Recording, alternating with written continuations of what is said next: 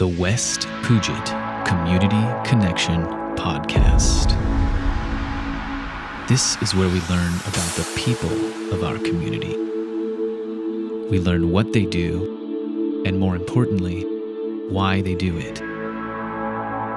Subscribe by email at westpugetcommunityconnection.com. We look forward to learning more about you. The West Puget Community Connection Podcast is brought to you in part by mywebdesignservices.com. Quick, easy, affordable websites that look amazing across all devices. For a quote or to get started today, visit mywebdesignservices.com.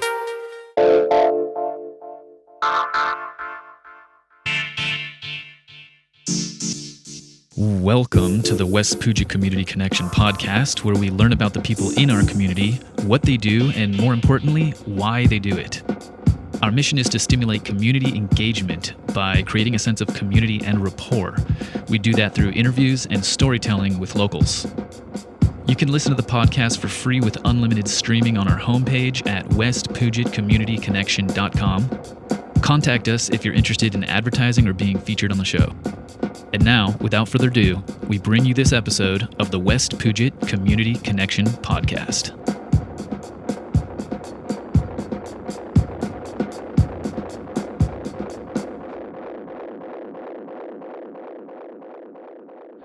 Hello. Today, we welcome Suzanne Jones. Suzanne is now offering compassionate communication workshops in Port Townsend, Washington. They are meeting every other Saturday, and we'll be getting you more information on that here within the hour. But first, let's get to know Suzanne a little better. Suzanne Jones has a master's degree in communication. In fact, she has published 3 books on that subject, and additionally, she has been learning and teaching compassionate communication for 25 years. And so, welcome, Suzanne. Hello. Hello. Thank you for having me, Vince. It is my pleasure. Thank you for joining me for this interview. I know we've been talking about doing this for a couple months now, and I'm really pleased that it's happening. So, we did a little preliminary phone call in advance prior to the interview, and so I learned some information about you, and I was thinking I'd like to start the call by discussing kind of like in the very beginning, discussing your early memories in life and where you came from, because I thought that might help reveal where your values of communication and connection came from. So does that sound good to you? Yeah. So I understand you said you were raised by teenagers. Yeah, I was the first child of 2 teenagers. They were 15 and 18 when they got married, and 17 and 20 when they had me. And it was a very authoritarian environment. They didn't have a lot of education or a lot of life skills. They came from a very small town in the South. And so my father in particular really wanted to have a lot of authority over everything. So it was an environment where children were basically to be seen and not heard. Women were homemakers, took care of the children and their husbands. Okay, so there was not a lot of communication and connection happening early in life, and that was already missing in life. And yeah. So that left you kind of yearning for, or maybe just kind of left you with a sort of discomfort and something lacking at an early age. And so then you tripped. You said, I like the way you said this. You tripped over nonviolent communication during a workshop that you were at on a completely different topic. It was just like a secondary section of the workshop, and that introduced you to this thing called nonviolent communication. And that was when you were 40 years old, is that correct? Yeah. Yeah, so I had pretty much struggled through my first 20 years of adulthood not having been raised with any communication skills myself. By the time I went out into the world, I really didn't know anything about expressing myself or putting my needs on the table or asking support for my needs. And this had made life pretty hard. And I ended up having panic attacks when I was in my late 20s. And the one positive thing that came out of that was that I ended up in a really great therapy group where I learned a lot about getting in touch with my feelings and being able to identify them and express them.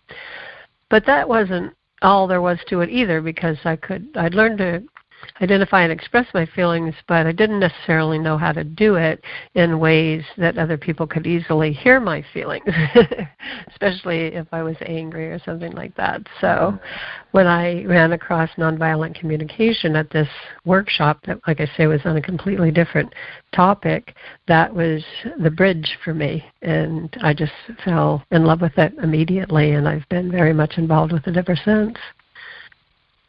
Excellent. Okay.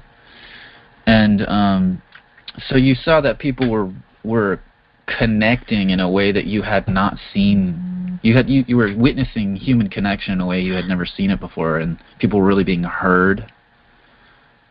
Yeah, really being able to understand one another, really feel like they were being heard by one another, and it was very gentle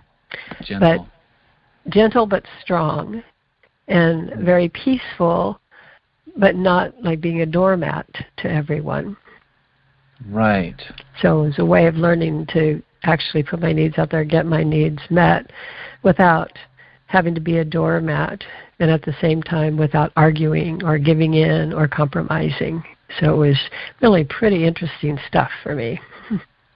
Yeah, I think a lot of people will find that interesting, because what you just said there, I think, will resonate with a lot of people's experience. Mm-hmm. And so we're moving down the timeline a little bit, and now you're living in the mountains east of San Diego. Mm-hmm. And you did not have internet out there. So, and you're wanting to study nonviolent communication more. So you just had some booklets that you ordered from the NVC Academy, and that's how you were learning?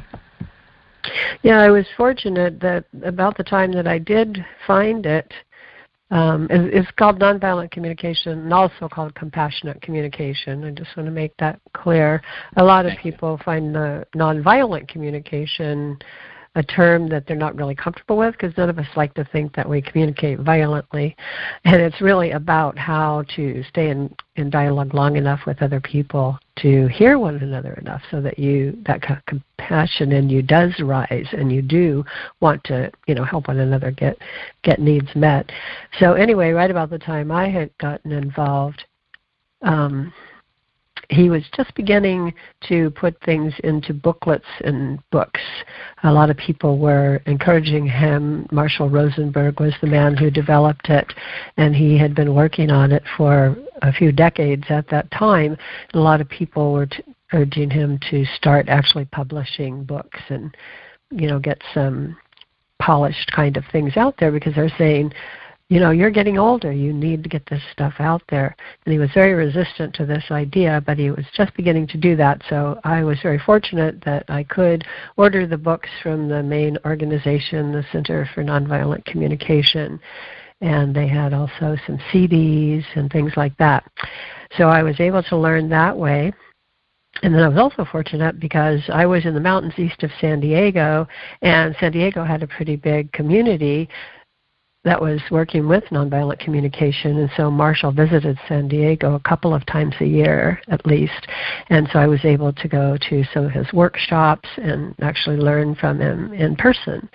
And then later I was able to attend 9-day intensive training with him. And so over the next decade, I guess, I was able to get the information that I needed. Uh-huh.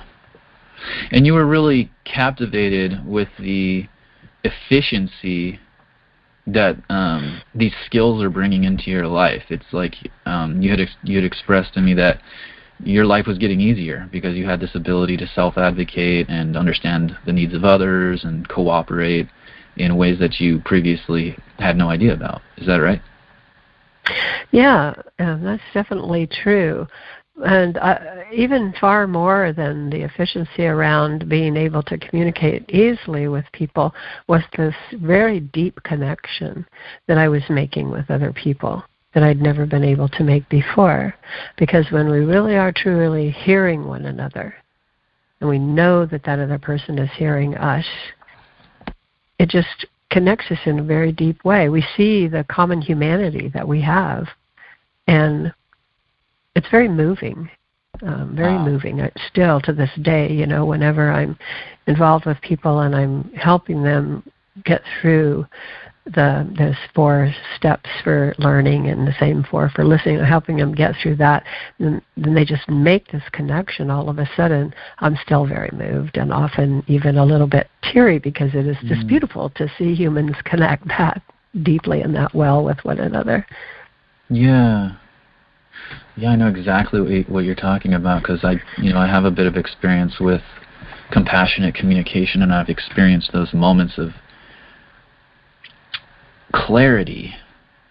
It's like suddenly the confusion is lifted, and I understand someone, and or I'm being understood by them, and the compassion just sort of happens instantaneously, and it is moving. Yeah, I can really relate to that. And so at this time, Marshall was having incredible results around the world.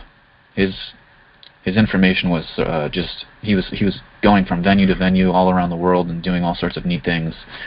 By the way, what year was this? I'm curious, like for our listeners, just for their perspective and reference of when this was.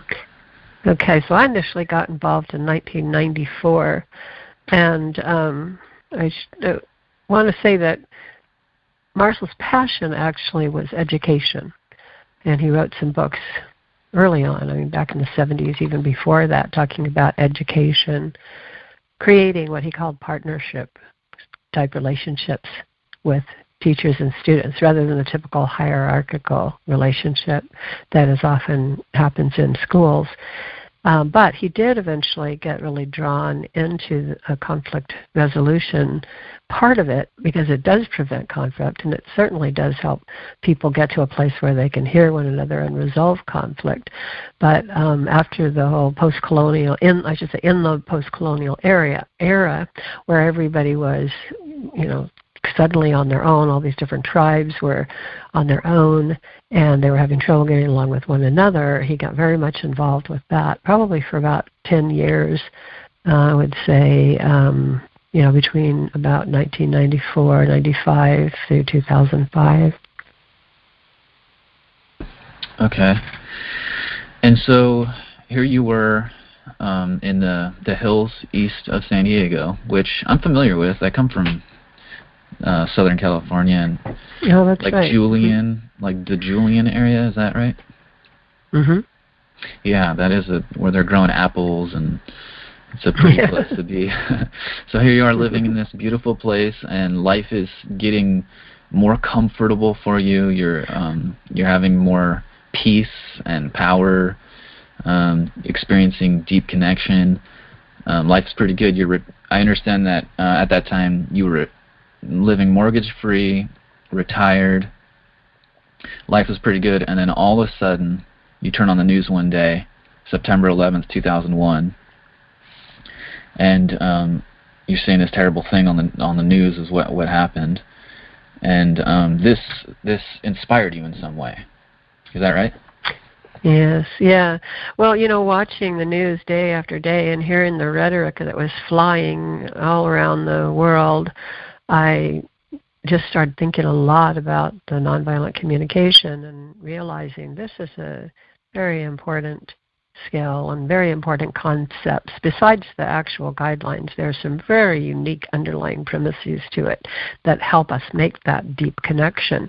And I just felt moved to go back to college, and I was 50, and try to get a degree in communication, find out what the current theories were about, and introduce nonviolent communication in any way I could. So I ended up leaving my beautiful home, or spending far less time there, and going back to the city and going back to college. Wow. Yeah, clearly you were motivated.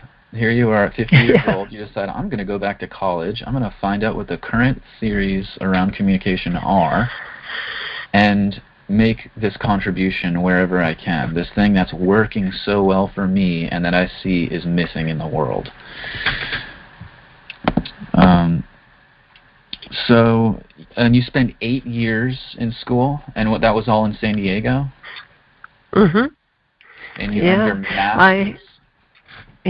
I had to start over because even the college credits that I had earned, I lost because I switched from a trimester to a semester system.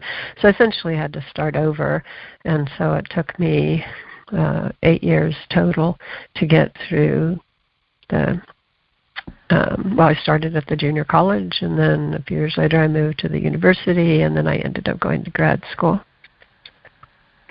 Okay, and so you had also mentioned that every term paper you wrote throughout your college education, you wrote it using compassionate communication as it related to that subject. Yeah. Yeah, we always had to do a term paper, at the end of every class, and because it is, communication is part of everything in life anyway, so these ideas that could lead to compassionate communication were very important. So whatever the class was, organizational communication, relational communication, nonverbal communication, political communication, I would write my term paper and relate how nonviolent communication could actually affect and facilitate some better ways of communicating in these areas. Maybe some more efficient strategies for everyone getting their needs met. Mm-hmm. Okay, so you said eventually Marshall came out with something called Life Enriching Education. Is that what you mean by the partnership between educators and their students?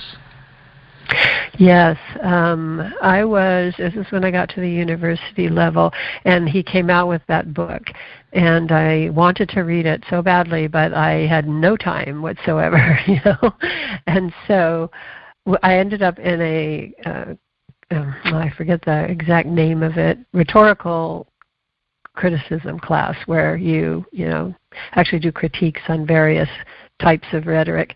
And she said, okay, so pick an artifact, they called it, and use that for the semester. And I'm like, yay, I can read the book. I have a reason to read the book. And so I did, and I was very moved by it, because I've been a teacher of one sort or another all my life, and so I was very moved by it. And through that book, I was also introduced to Dr. Rianne Eisler, who co-founded the Center for Partnership Studies, and she may have been the person who came up with the name Partnership Education, but she also wrote a book called The Blueprint for Education, or Tomorrow's Children, Blueprint for Education in the 21st Century. And they were both saying that if we want our children to grow up creating institutions and organizations where things are fair and resources are shared and leaders are more like facilitators rather than, having this sort of a powerful approach over everyone, we have to give them these experiences while they're in school. And so I really could understand that idea, because I did not do well in school. I didn't do well in that sort of hierarchical environment. And so that ended up becoming my thesis, which was called traditional education or partnership education, which type of education will serve our students better in their future. Traditional education or partnership education. Which style will serve? What did you say? Will serve our students better? Will serve our students better, yeah, in their future. Because there's a lot of talk about, everything changing to what they call a more flat system, flattening hierarchies in the business world and in a lot of areas. But at the same time, we're generally brought up by our parents and teachers and clergymen in a fairly hierarchical environment. So how do we get that experience of how to do a flat hierarchy and an egalitarian system?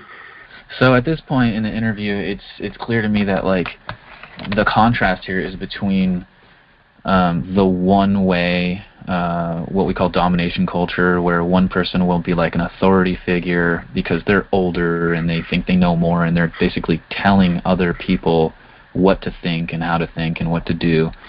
And we're contrasting that with what you're saying, we're leveling the hierarchy, so it's flat, and we're all on the same level now, and the educator's just facilitating the student rather than commanding them, if you will. Is what I'm saying right now making sense? Yeah.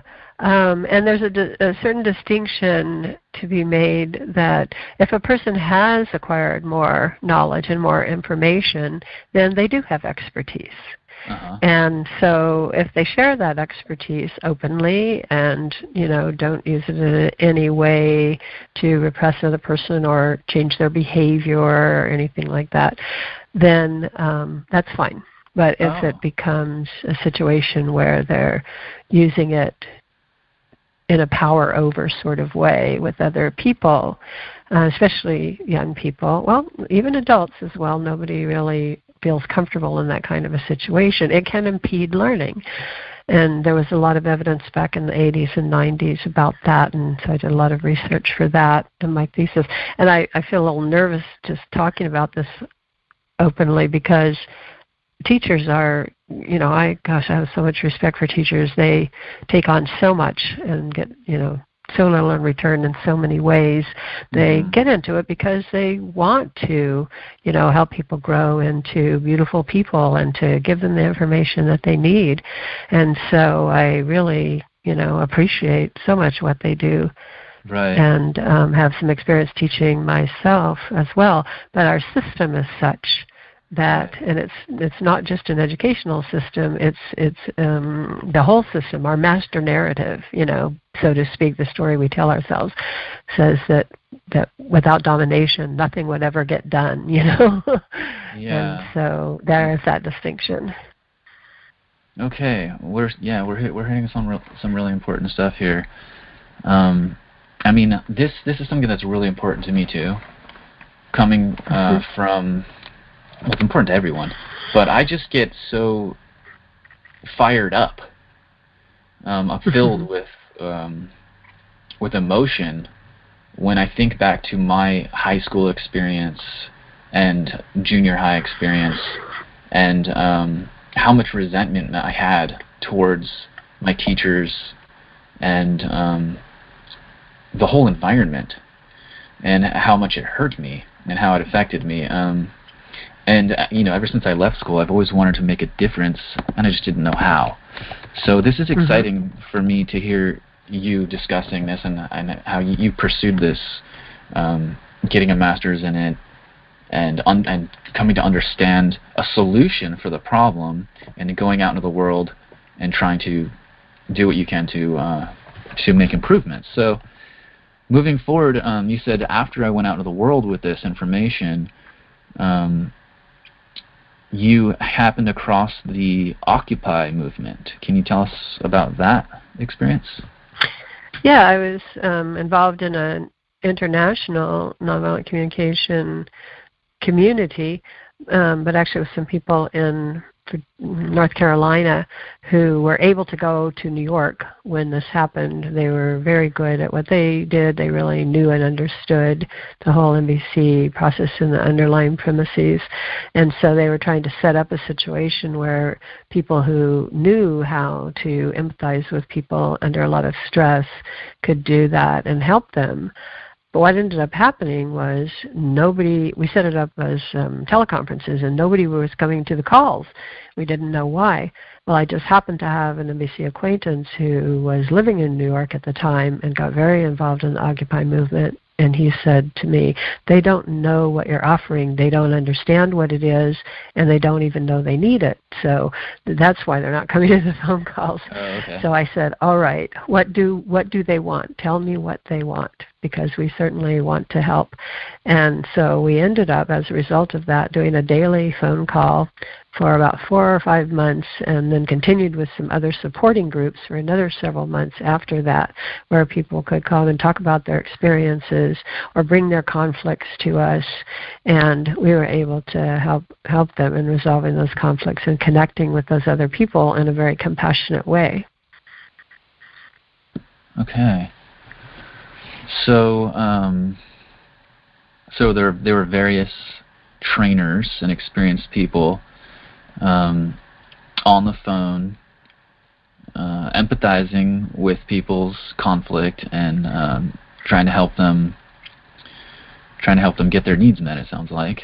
Trying to help them make that connection with one another, that human connection, when they were having a different, when they were sort of in conflict over different strategies about how to meet the needs of the people who were there. Like we had a situation where the kitchen group was not getting along well with the medic group, because they were trying to both provide services and both out of compassion.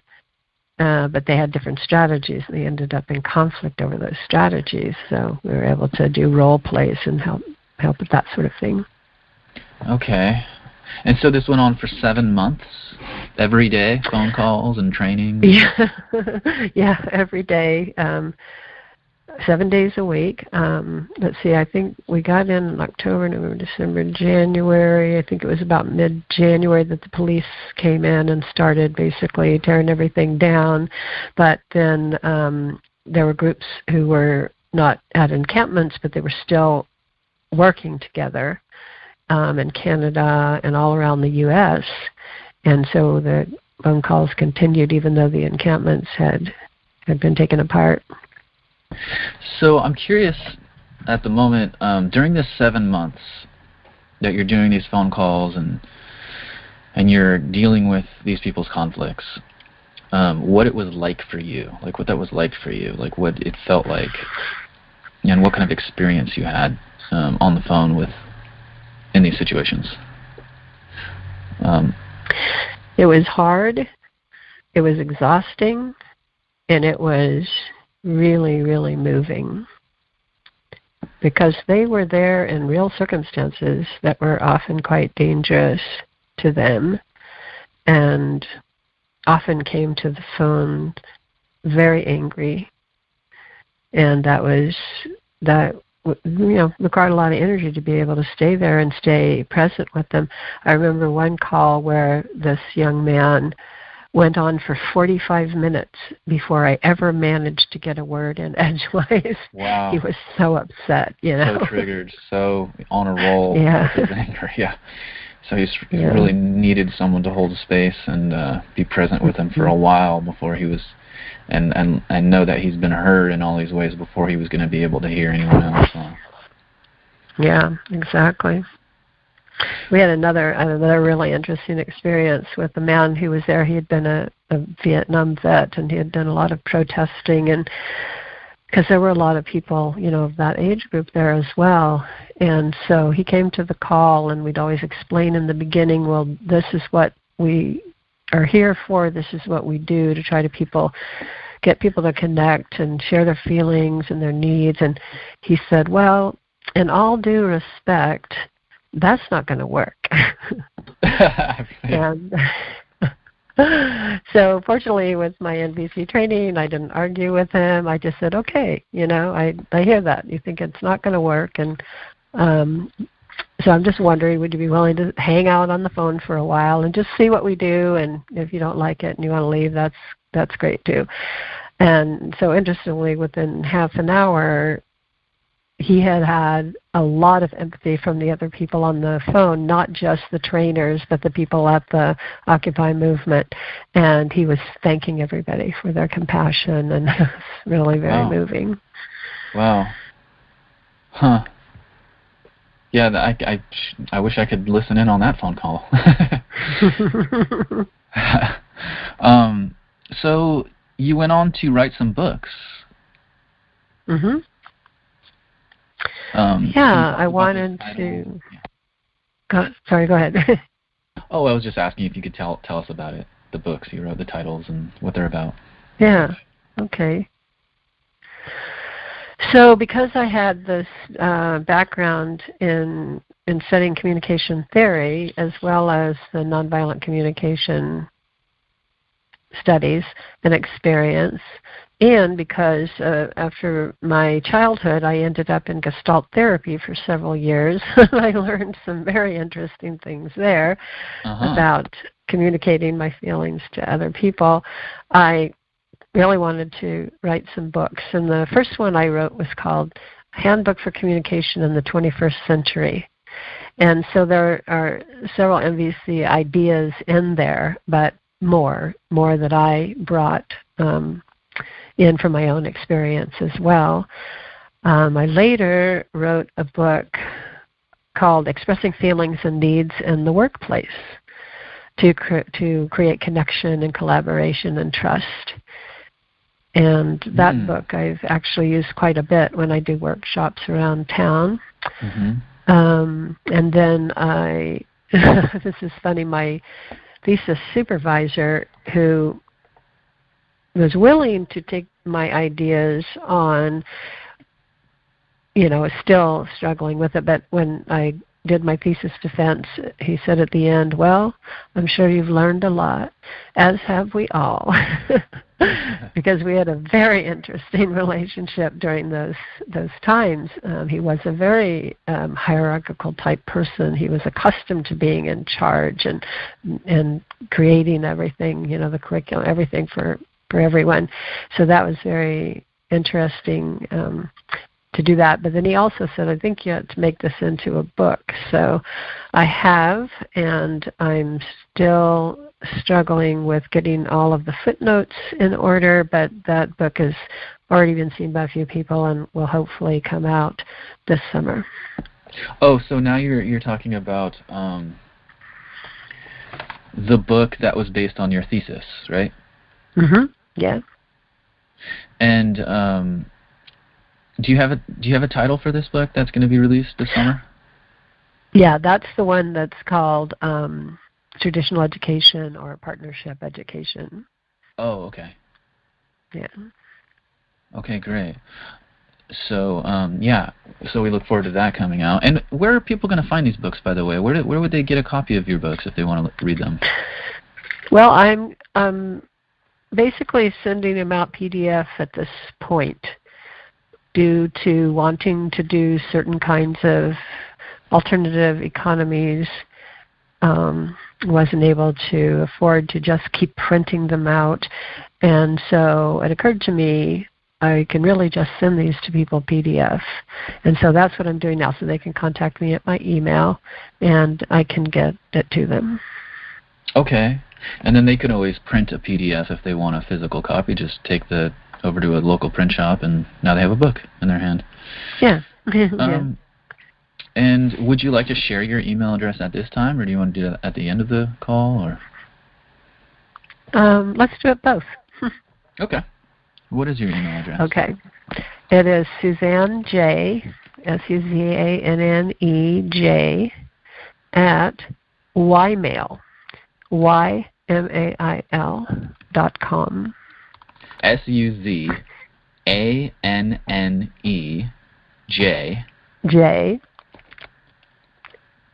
Okay. At ymail. SUZANNEJ.com.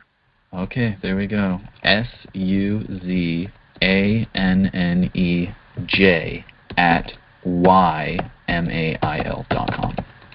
Okay, great. Mm-hmm.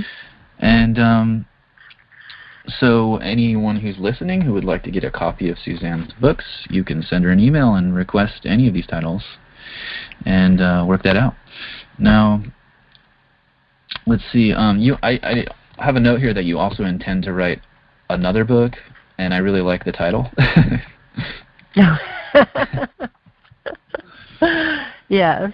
Have a nice day, if you're willing. Have a nice day, if you're willing. Yes, and this stems from the idea that as we have been brought up in a societal norm where this idea of fixing everything and being able to make good judgments and quick judgments has really impacted our lives. So we have a tendency to make very quick judgments about what's good and bad, appropriate, inappropriate, and then we, without realizing it sometimes, sort of lay these judgments on other people, you know. So like when we say to people, okay, have a nice day. And, you know, they may be thinking, oh, yeah, great, I will. Or they may be thinking, yeah, right. If you had any idea what I was going through right now, right, you would not be saying that to me. So it's just this perspective of using some of the tools of nonviolent communication where we're really wanting to know what is actually going on with that other person from in a very moment-to-moment connected to our common humanity way. Yeah, I really like this title, Have a Nice Day If You're Willing. It's just like you said there, we get, you know, you should this, I should that, we're supposed to this, like there's this sort of presupposition in our culture that we're supposed to be happy all the time, and if we're not happy all the time, then something's wrong with us. The title, what I like about it is that it suggests like this respect for what, you know, your experience and where you're at right now and what you want. If you know, have a nice day if you're willing. If you want to be happy, be happy. If you need to spend today miserable, if that's what you're feeling better about, then I'd like you to spend today being miserable. If that's what you want. Yeah, it's like it's respecting the choice, people's choice to have to go to process at their pace and in their own way, rather than telling people what to do and how they should be.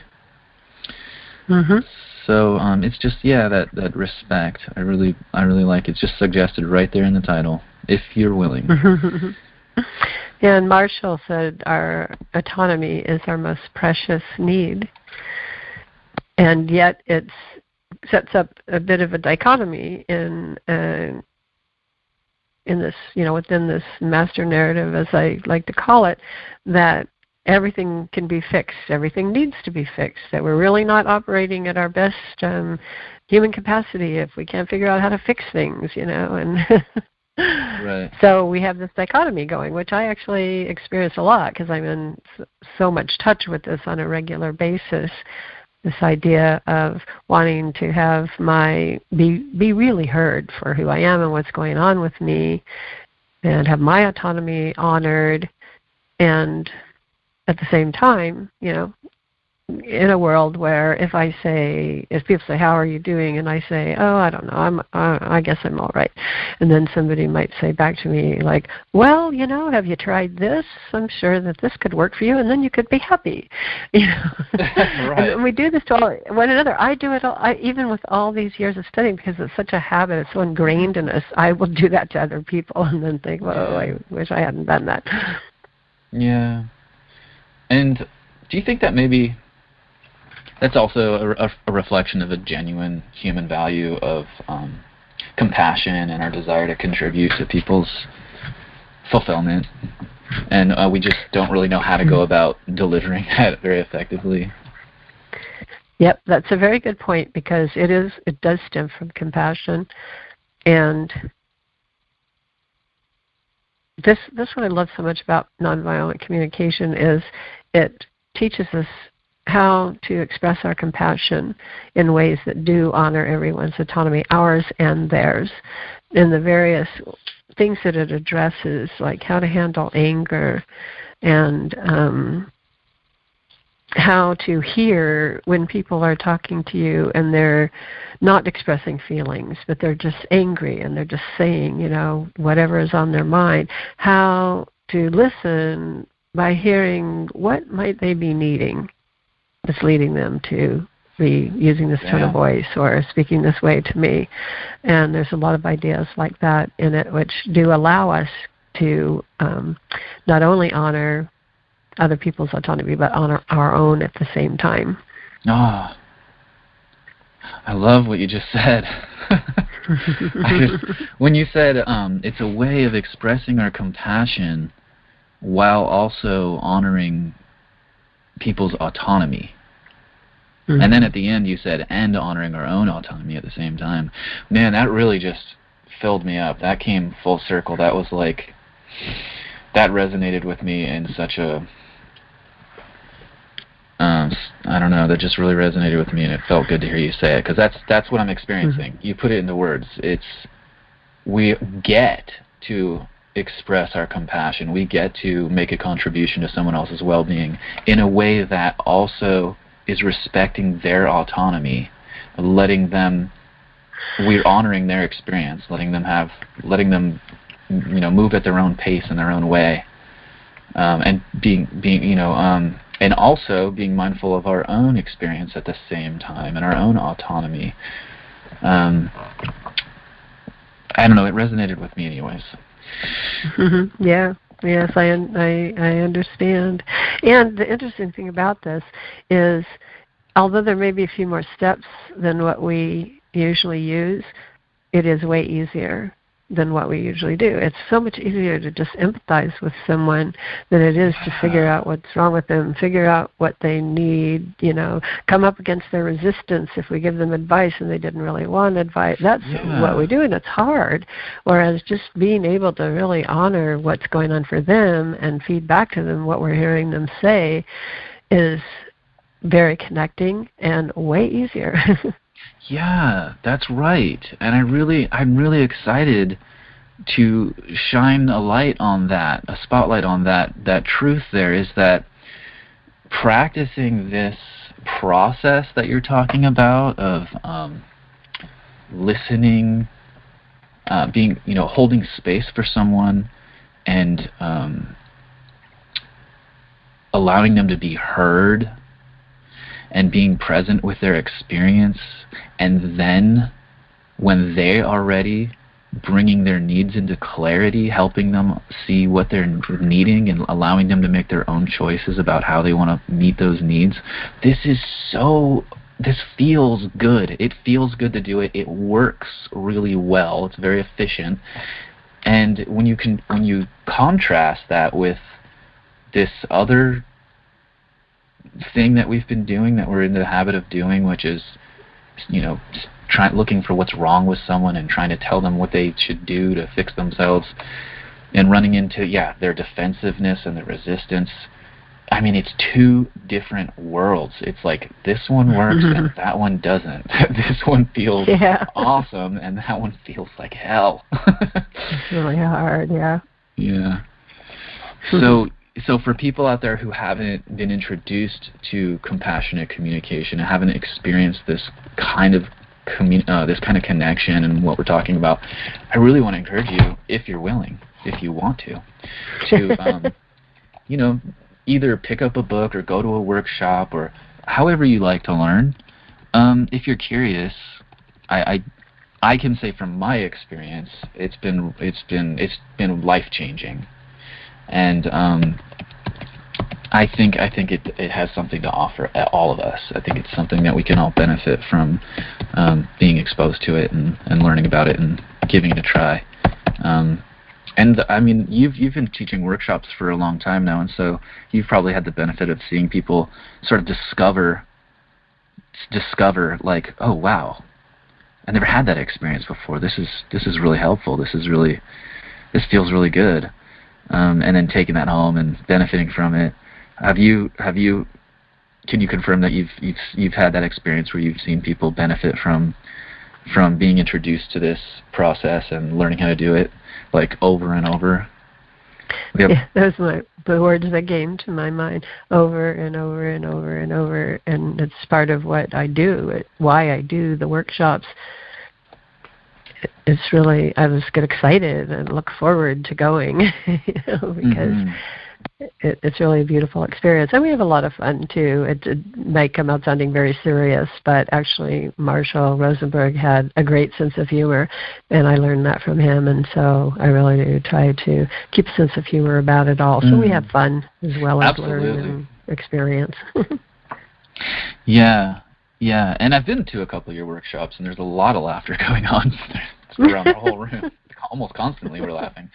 And when I watch Marshall's videos on YouTube, and he's got his jackal and giraffe puppets, and and he's doing these role playing back and forth, it's pretty it can get pretty hilarious, and at the same time it's just so profoundly helpful, the lessons that lie within all this fun stuff.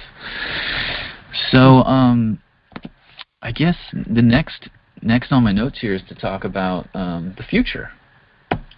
And it sounds like you're getting more involved with local sustainability and community building. Would you like to tell us a bit more about what you're doing with that? Yeah, thanks.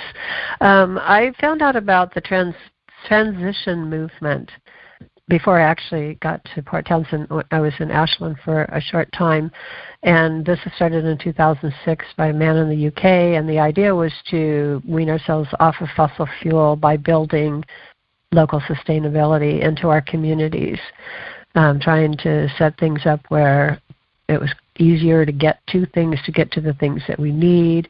That has extended to ideas like neighborhood gifting circles, where people get together once a month and have a potluck and then talk about some things they might need, like help maintaining their garden, or a ride to the grocery store now and again, or borrow a tool or something. And that really helps build tighter communities where you really know the people in your neighborhood that are close to you. Because as I've heard people say, if we did have any kind of a weather problem or whatever, they will be your first responders, because they're right there. Right. Oh, yeah, and you're so right. For that, so for that reason, and also just because how lovely it is to really know the people that you're living around, to get these gifting circles going, which I'm hoping to get more of that going this summer.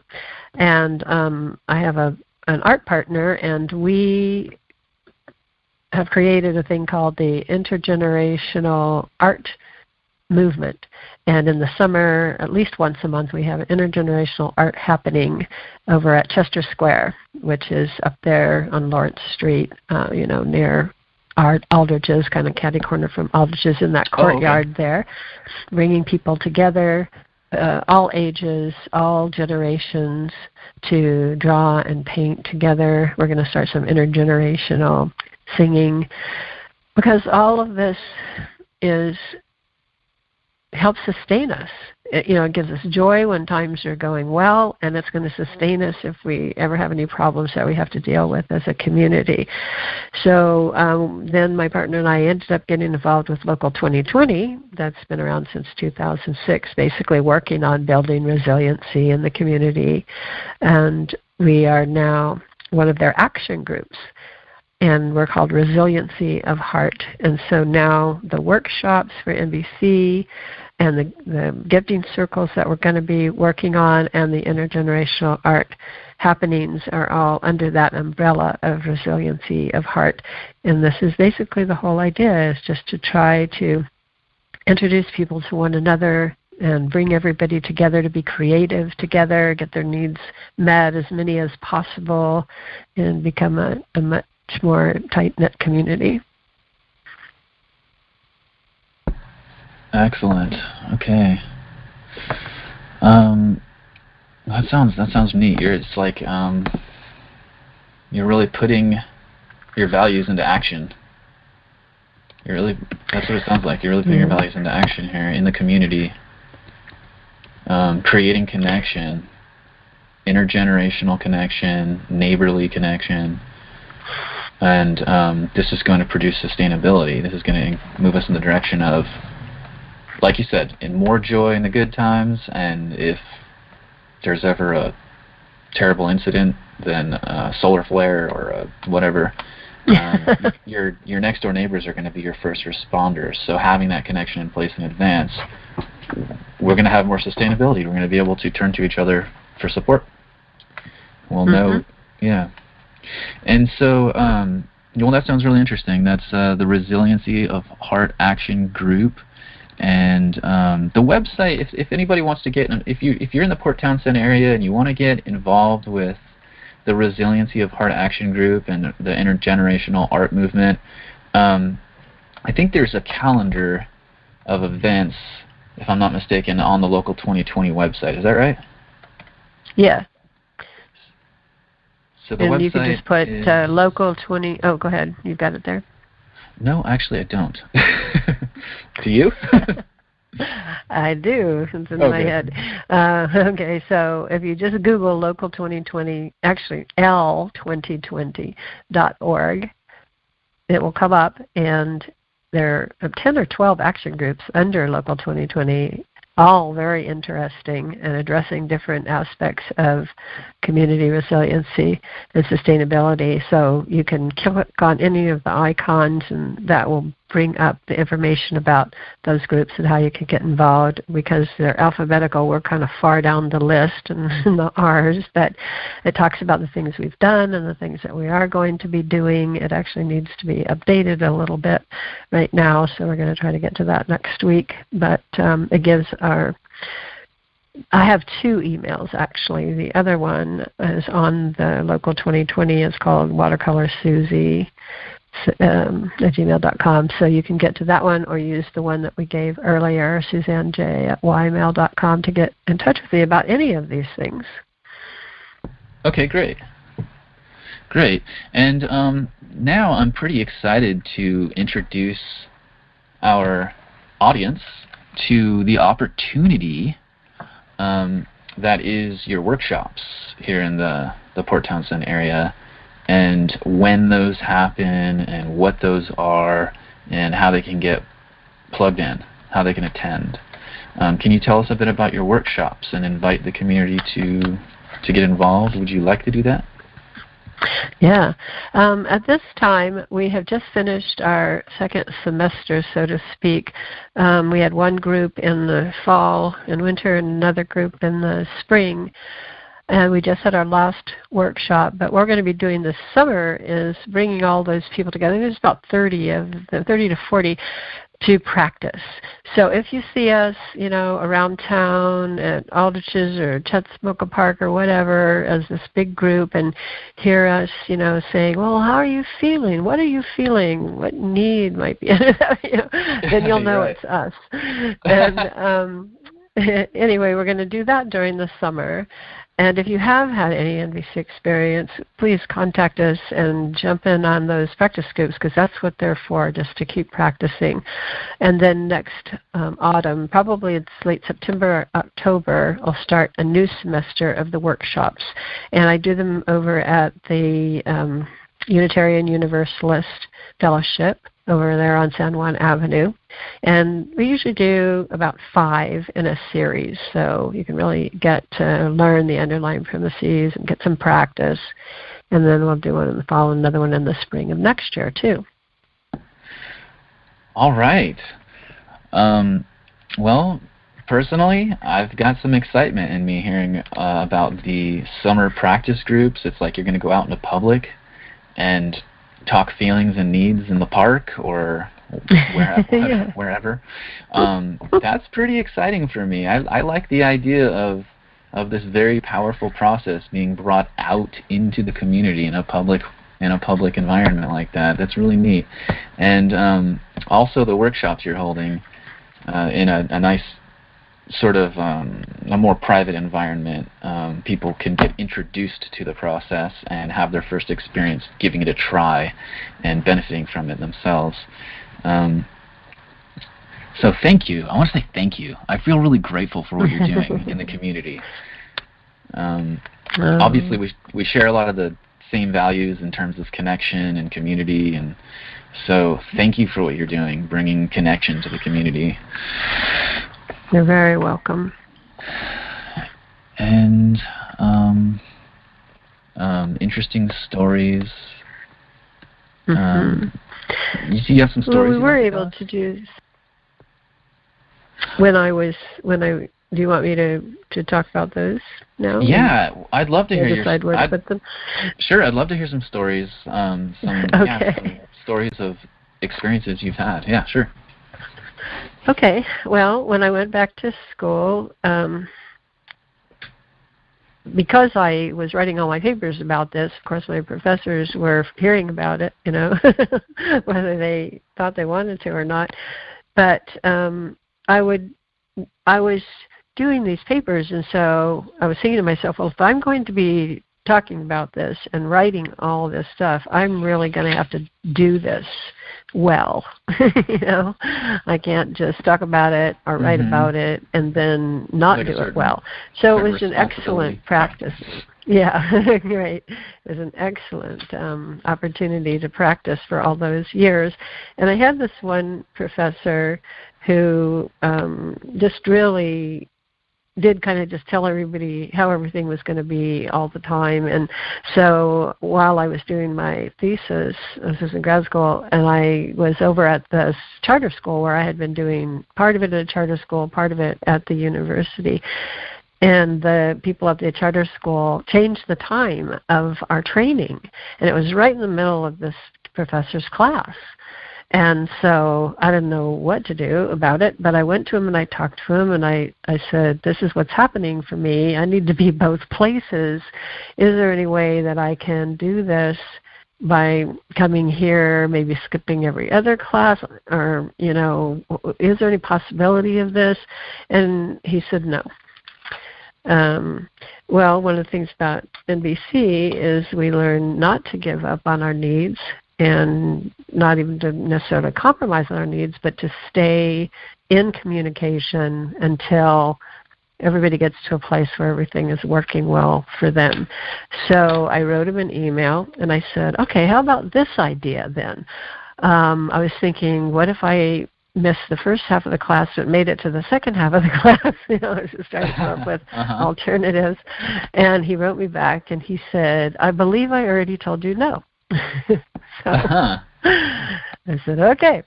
So I wrote him another email, and I just empathized with him. I said, I really understand that attendance means so much to you, that if we're not here, how are we going to learn? And I totally get that that is an issue. And I want to honor that. And at the same time, I'm trying to get the thesis done, and they changed the training time on me, and I don't know what to do. And that's why I just keep asking you, is there any way that we can possibly work this out? So the next time when I came, he never answered me directly, but the next time when I came to class, he said to the class, I'm going to make a few changes here. And he basically gave me what I was asking for. Wow. Yeah. Wow. And it was because I was respectful. I could empathize with his issues. I didn't get angry and go stomping off and, call him names or whatever. For being so stubborn. Right. Right. Which would only have really created more tension between the two of you and less potential for cooperation. But because you empathize with his need, he's saying, I want attendance. I want you to be there from the beginning of the class to the end of class. And that's the end of it from my side. And you empathize with what he was wanting, your attendance. And it's like you respected, you were expressing respect for what he was needing. Then at that point, it sounds like he was able to maybe have some patience to see through your eyes and consider, okay, maybe we can change some things in this way. So rather than him being on the defense and just having his guard up and making demands, suddenly he was able to work with you, so, sort of like get down on the same level with you and find something that works for everyone. Sweet. Okay, so there's one example. That's one story of a scenario where you were able to get into dialogue and stay in dialogue and not give up on your needs and also respect the needs of the other person at the same time. And at some point he got it. He was like, okay, she's trying to find a way that works for both of us. I trust her. I trust her not to take advantage of me, because I was open and willing to hear and respond to his needs as well. And this was one of numerous situations that happened while I was in grad school. And I used to think, gosh, how I wish all these students here had these skills, because, it really was so much more real to be able to just hear everybody's needs, put everybody's needs on the table and find something that worked. Yeah, so much more real, and it works. It works. You really hit the nail on the head there. That's what I was looking for when you said he trusted that you weren't trying to take advantage of him or force him to do something that you wanted him to do. It sounds like, that's when that cooperation happens, is this person's not trying to demand that I do what they're telling me to do. They're not passing judgment on me and labeling me, XYZ. He trusted that you respected his needs and you were asking for the same in return. Yeah. So do you have any other stories you'd like to share? Well, I have one more. This was so sweet. This was at the charter school, and we were talking about let's see, how old were they? 12 or 13, I guess. They had a lot of different ages in certain classrooms, so somewhere between 11 and 13. And we would go into the classes, and if somebody had a conflict, then we would just sort of try to help them work through it using the NBC principles and skills. So anyway, this group of young women had gotten in a big argument because an extra girl wanted to join, and they didn't want her to. They didn't have room for her. They had various reasons why they didn't want her to join.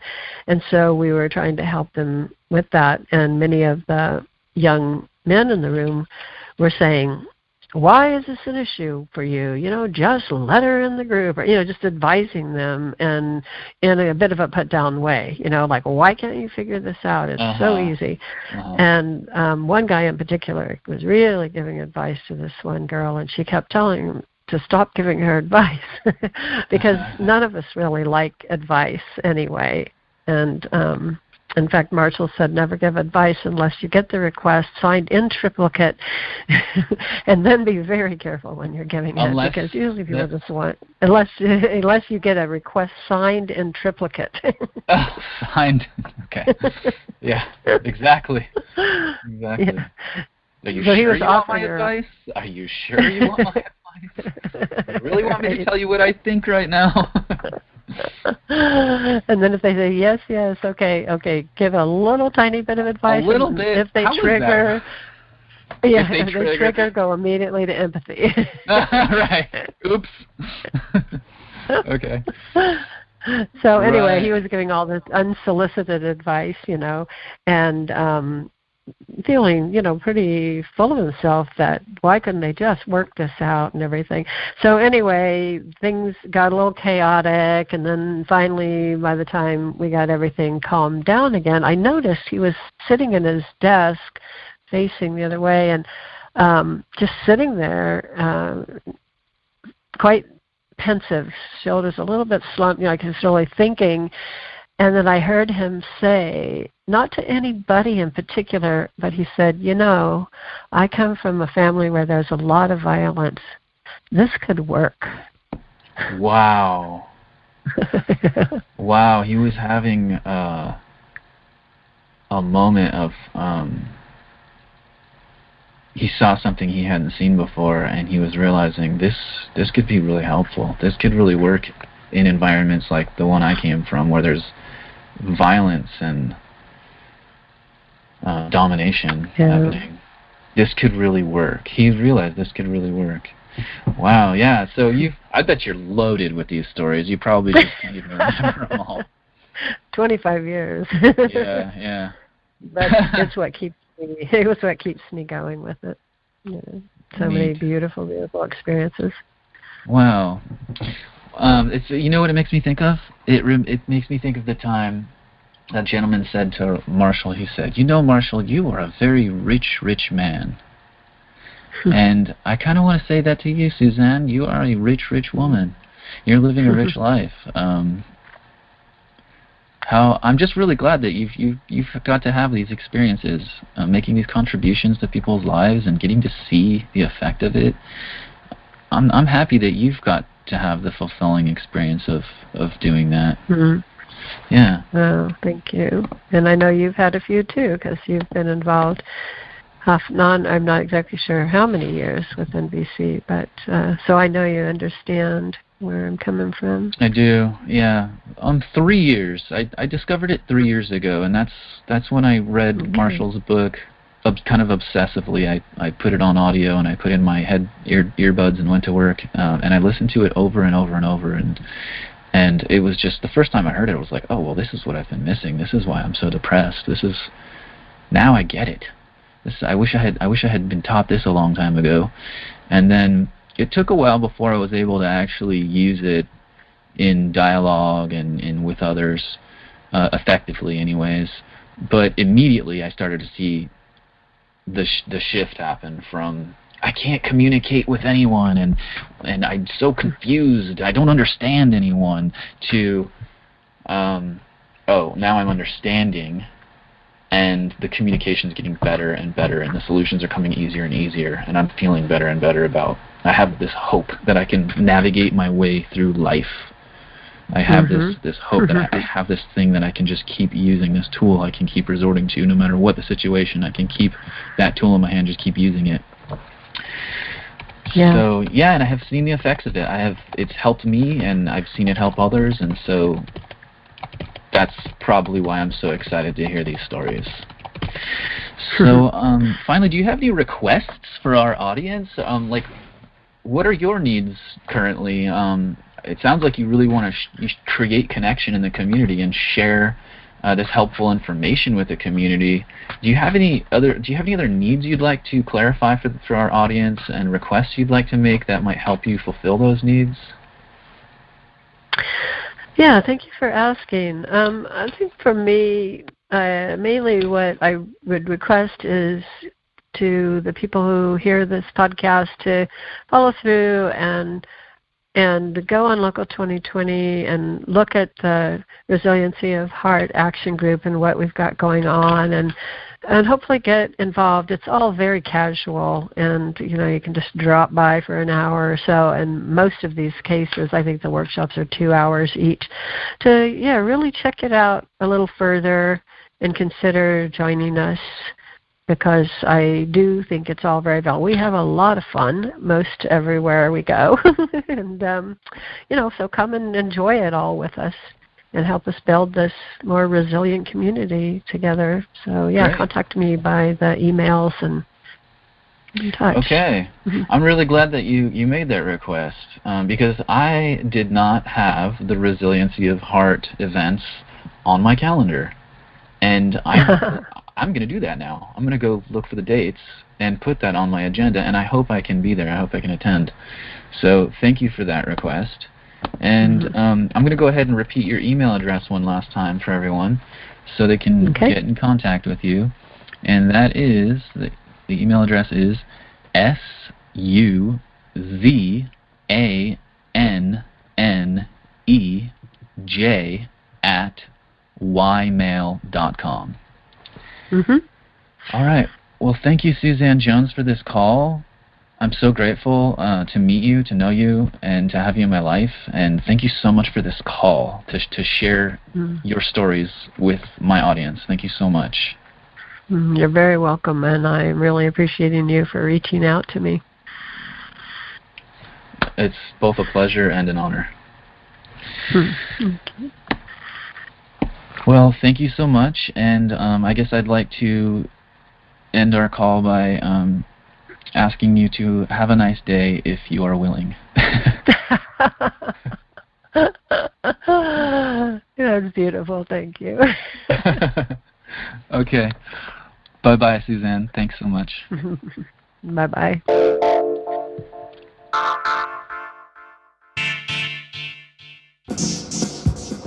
We hope you enjoyed this episode of the West Puget Community Connection podcast. Be sure to catch the next episode. Sign up for our email list at westpugetcommunityconnection.com, and you'll be notified when new episodes are published. And if you're interested in advertising or being featured on the show, you can contact us through our website as well, westpugetcommunityconnection.com. The West Puget Community Connection podcast is brought to you in part by mywebdesignservices.com. Quick, easy, affordable websites that look amazing across all devices. For a quote or to get started today, visit mywebdesignservices.com. The West Puget Community Connection podcast. This is where we learn about the people of our community. We learn what they do, and more importantly, why they do it. Subscribe by email at westpugetcommunityconnection.com. We look forward to learning more about you.